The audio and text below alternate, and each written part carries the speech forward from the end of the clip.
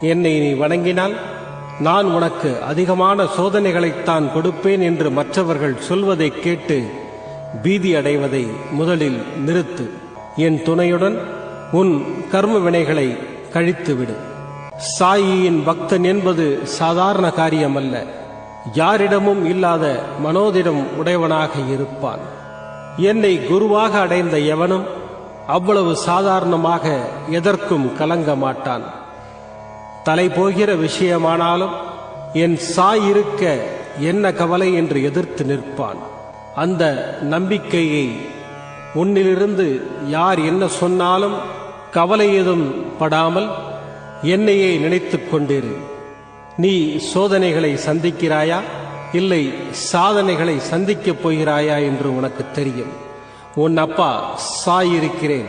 நம்பிக்கையுடனும் பொறுமையுடனும் எதையும் கடந்து செல்.